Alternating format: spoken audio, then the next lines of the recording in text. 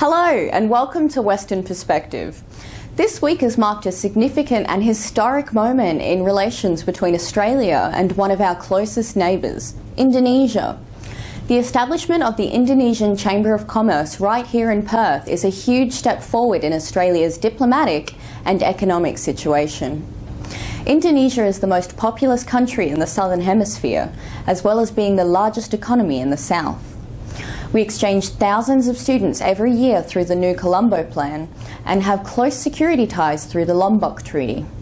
As Australia's 13th largest trading partner and WA's 11th, it's only natural that we would want to strengthen ties with the blossoming nation, despite a troubled diplomatic past. We sat down with Indonesia's ambassador to Australia this week in an exclusive interview to discuss the hopes and outcomes of recent deals and the establishment of the ICC. Chris Diago Lagoa, thanks for your time today. Well, it's a pleasure for me. Came all the way to Perth. Yeah.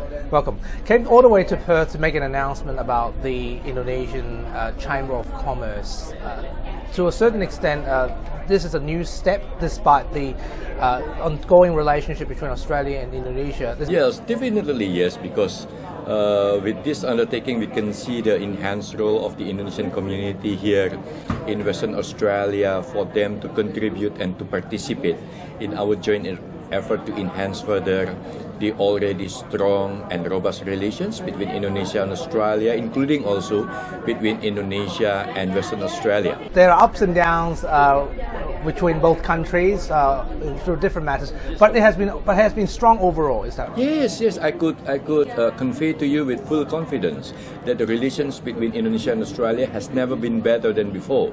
If we look in the past, of course, it's not always a smooth sailing, but of course now I could convey to you that we are already on the right track.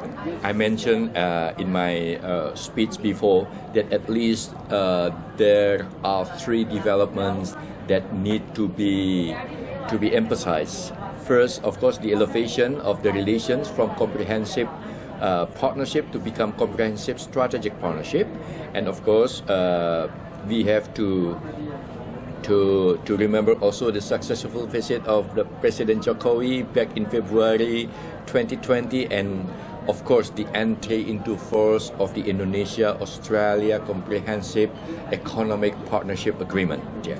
So the coronavirus, how has that affected Australia and the trade relationship with Indonesia? Well, of course, we have to really deal with this challenging time. But in fact, this challenging time has made our two nations even closer. We've been so grateful to all the support that's been rendered by Australia to Indonesia in this very difficult time, not only support in terms of on how to deal with the coronavirus itself, but we've been very grateful also to the financial support that's been rendered by Australia to Indonesia to support our national budget. And this is kind of solidarity that really reflect how deep the relation between our two countries is. So how does this affect Western Australia in your view? Well, we always noted with appreciations how Western Australia contribute to the enhancement of the relations between our two countries. I think Western Australia has contributed a lot in the strengthening of the economic relations. Not only that, we've been always so grateful the way Western Australia look after Indonesian community living here in Western Australia, in particular in Perth, and also in looking after Indonesian students living in Western Australia, in particular during this challenging time. International students will definitely be affected because of the travel restrictions that is currently underway. What's your outlook for this year? Yeah, of course, we really hope that we could see the light at the end of the tunnel in the not too distant future. We have two cases I would like to convey to you. First, the returning students. Those who have been enrolled here before, those who already studied here, but they returned back to Indonesia, and at the end they were not able to return back to Australia. the second category is the newly enrolled students who are not able to come to Australia to continue their study.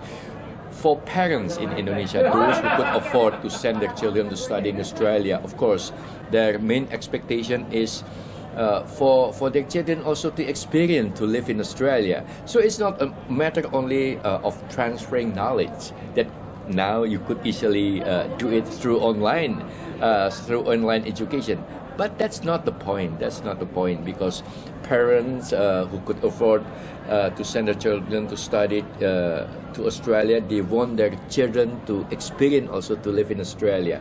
Because when we talk about education, we talk about to make one to be a better person. Between both countries, I mean, not necessarily when it comes to relations, but when it comes to COVID restrictions and how things have been ruled. Well, that is something that experienced by almost all countries in the world. This is not. Well, that is something that experienced by almost all countries in the world. This is not exclusive. Happen between Indonesia and Australia. But I'm so optimistic with the entry into force of the Economic Comprehensive Partnership Agreement. Trade between our two countries will go to the next level. Will go to the next level, because this partnership is not only about eliminating tariff. It's not only about easing the flow of investment, but it is about also to make our two nations closer. So I'm quite optimistic. Definitely 2020, we could not do much. In 2020, everything's been driven by this global pandemic, but we do hope when the situation allows, definitely, we have a lot of things to tap. Australia obviously have a strong relationship with Indonesia, but also the recent change in the United States and leadership, and also the relationship with China as well. How does the Australian and Indonesian, what role does the Australian-Indonesian trade relationship play in the bigger picture? Well, I mentioned before that in 2018, we have elevated the level of our relations from comprehensive partnership to become comprehensive strategic partnerships. What is the significance? The significance, we do hope that the partnership between Indonesia and Australia will benefit not only Indonesia and Australia, but it will benefit also our region. So that is the significance of the elevation of the relations between our two countries. And everybody knows how the partnership between Indonesia and Australia has contributed a lot for the stability and security in our region. Indonesia and Australia as the two proponents of the Bali process, a regional undertaking that's been targeted to deal with the problem of people smuggling and trafficking in person, and we have a very strong partnership also to deal with the threat of terrorism, for example. What do you make of the recent strain between Australia and China relations? Well, I think I'm not in the position to answer your question, of course, yeah, but of course, as Indonesia, we always it is our interest, countries in the region, that we should work together to maintain stability, to maintain the security for the benefit of people in our regions. So what about the change of leadership in the United States? Do you hope that there's more stability in the Asian region as a result of it? Well, again, that's going to, well, first of all, over the result of the election, that is the decision that's been made by the people of America, but it's always our view that whoever in the leadership of the United States, they could contribute to the maintenance of the stability, peace and security in the world and also in our region. So finally, what's the outlook for Western Australia, and for those people who may be watching this and think, why is it relevant to me? Why do you think it's relevant to them when it comes to the trade relations between Australia and Indonesia? Well, of course, Western Australia has been playing a significant role in our joint effort to enhance the economic relations between our two countries. I think 10% of the total trade between Indonesia, more than 10% of the total trade between Indonesia and Australia has been contributed by Western Australia. So I think that is the relevance. Ambassador, thanks for your time and hope you enjoy your visit to Perth. Kevin, thank you so much for having me. And now, here's AMAWA President Dr. Andrew Miller with a COVID-19 update. Hi, a bit of a sobering COVID day for Western Australia today as we absorb the news of a 5-day lockdown. We're following a lot of the rest of the country into hotel quarantine lapse territory, and I think we're in a good position because the government has acted quickly to make the best of this situation, hopefully track, trace, test our way out of trouble with this and be able to learn from it. What we will learn from it is that you can't run quarantine in hotels using non-quarantine professionals, and we've been talking about this for some time to no avail. Unfortunately, we've followed the other states, Victoria, New South Wales, Queensland, South Australia, and also New Zealand, down the path of failures in hotel quarantine leading to community lockdowns and a great deal of disruption. What can we improve in there? You need to take the hotel out of it. It needs to be a quarantine facility, so you have to upgrade the ventilation, upgrade the separation of people. You need to change the administration and have professional quarantine staff. Quarantine facilities are not hotels. They can't perform other hotel functions or be staffed by hotel people who work multiple jobs in other locations. Otherwise, you will end up where we are now in Western Australia, having to shut down for a week.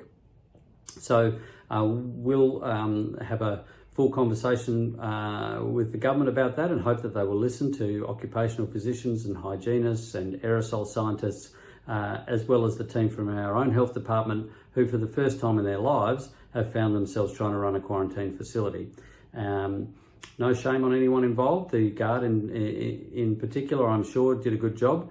The trouble is that they're not given the tools that they need. So what do they need? They need proper respiratory level airborne personal protective equipment. They need much better ventilation than is available currently inside these stuffy hotels.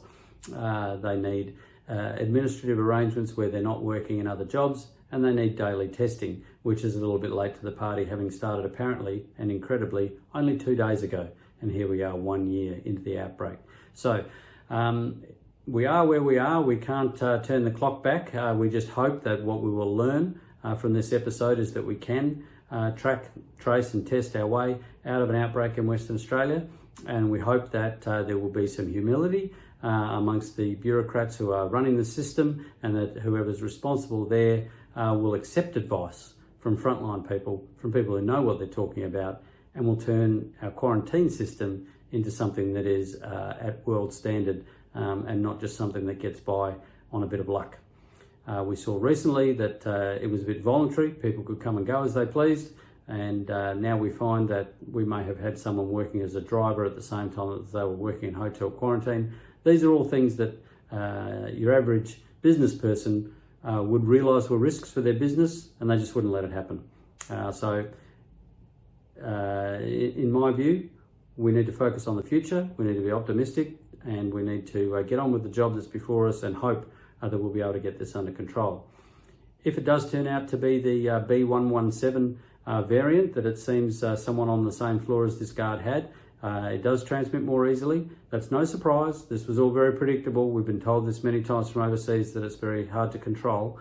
And so that makes it even more puzzling why we would have 7 warehouses of PPE and none of it available to this chap who was trying to do his job working in the hotel quarantine. Will it spread more easily in the community? Well, yes, it will if it's gotten far enough. So there's a long list of potential exposure sites, and people need to come forward for testing so that we pick up any little clusters and we're able to shut those down fairly quickly in order that we're not getting into an escalating situation. The testing capacity in WA will now be tested, and we'll see whether we can get through the numbers of people that we need to test in the next couple of days, because remember, you've got to track down a positive case within 24, 48 hours to stop it then spreading from there onto other people. So if you're going along for tests tomorrow, I encourage you to check out the website for the private options as well, and as well as the public ones. Take plenty of water and shade and sun cream with you, and hopefully the government's learnt from the experience that we had with the New South Wales travellers recently and have really ramped up capacity.